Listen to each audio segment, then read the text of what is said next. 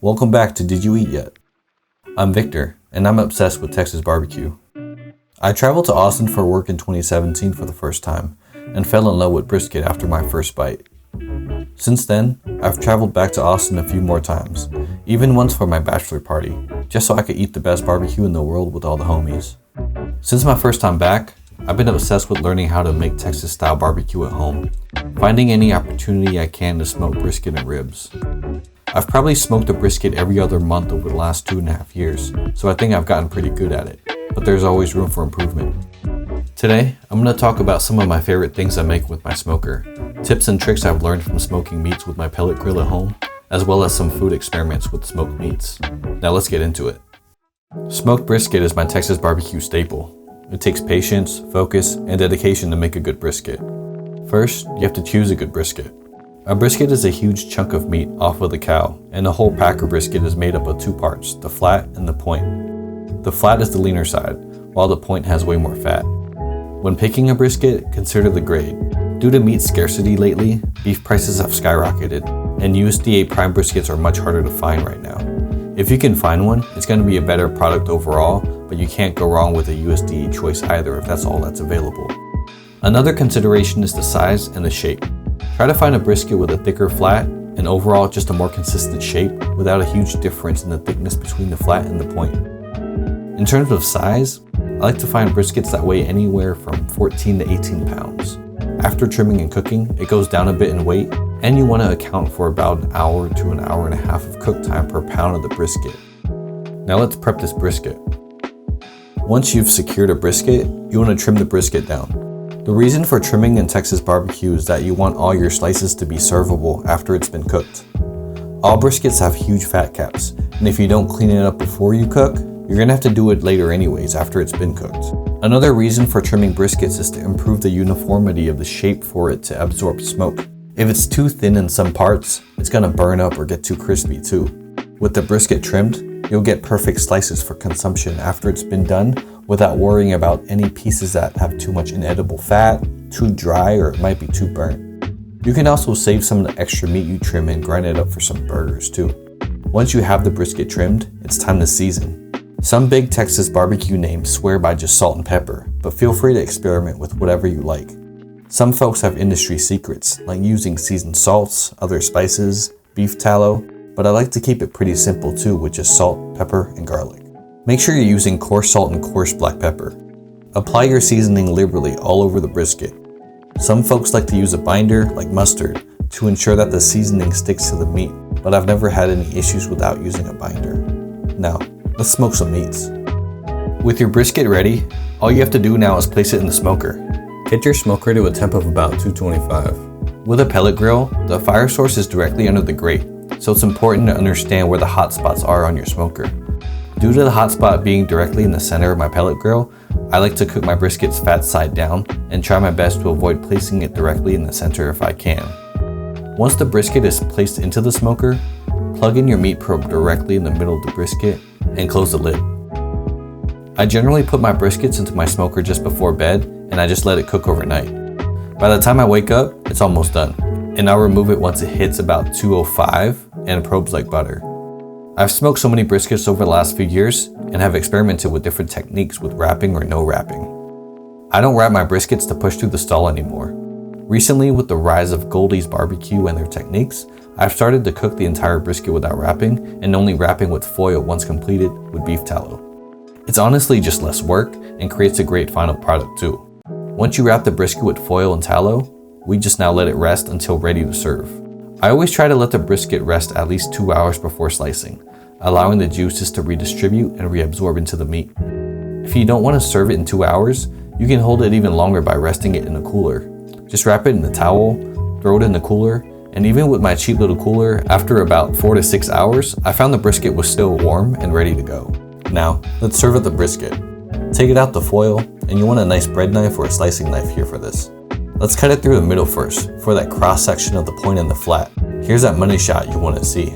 If you've cooked it well, it should be dripping with fat and juices, even without pressing down on it. The most obvious indicator of a well-smoked brisket is the smoke ring. It's absorbed a ton of smoke and should have an amazing smoke flavor. The flat should be sliced to the thickness of a number 2 pencil. Another test you want to do is called the bend test. If you cut off a slice of the flat, place it on your finger, it should just hang off and not break off in its own weight. If the meat's falling apart too easily, it means it's been overcooked. For the point, you want to turn it 90 degrees and slice it the other way. And that's it, a Texas smoked brisket, ready to serve to your guests.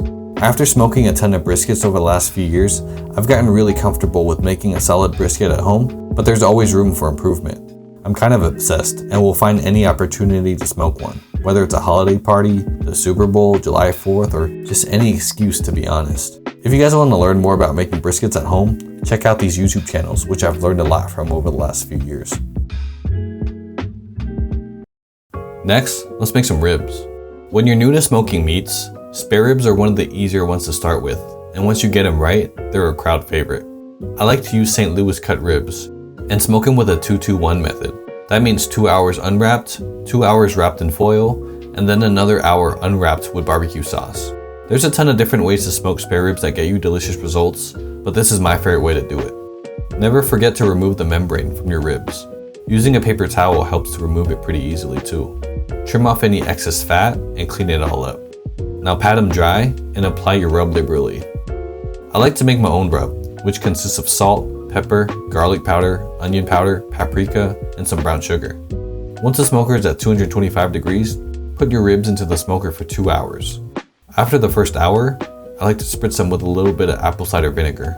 After the second hour, we remove them from the grill, wrap them in foil, and then place them back into the grill for 2 hours.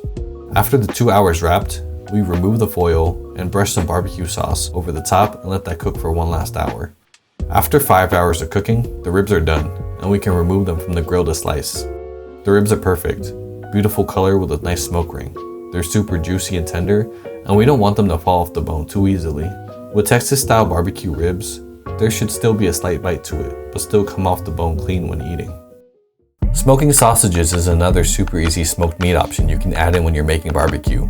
I always smoke some sausages while my ribs are going. With your smoker at 225 degrees, you just have to smoke these for 2 to 3 hours. I usually time it with my ribs so they just finish up at the same time. Smoky, juicy, flavorful, this is an easy and a great way to add more options to your barbecue spread. We smoked the whole brisket earlier. What else can we do with it? Let's try making a smoked brisket noodle soup. I've never made a soup with smoked beef bones before, so this is definitely an experiment. Start with rinsing off your beef bones and then throw them in the smoker. While they're in the smoker, let's prep everything else we need for the soup. Slice up some radishes, some green onions, and put together all the Chinese seasonings and spices into a pouch. Now let's go check on the bones. Once the bones are browned and smoky, let's get that stock going. Put all the bones along with the spices into a boiling pot of water, and we're just gonna let this go for a couple of hours. After a little bit, I throw in the radishes too. When it's done, remove all the bones and skim off any of the scum or fat on the surface of the pot, and you're left with a clean, rich, super flavorful smoked beef bone stock. Get your noodles and smoked brisket set up in a bowl and fill up your bowl with that soup and the radishes. That's a beautiful looking bowl of smoked brisket noodle soup. The soup itself is light with some extra elements from the smoked bones, with just enough flavor to complement the richness and smokiness of the brisket itself. Really, really good noodle soup. Whenever I have a ton of leftover brisket, the first thing I'm gonna make is tacos.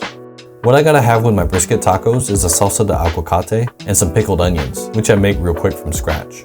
And of course, my La Finca corn tortillas. Get your tortillas cooked up, and then put that taco together with the onions, salsa, cilantro, and limes.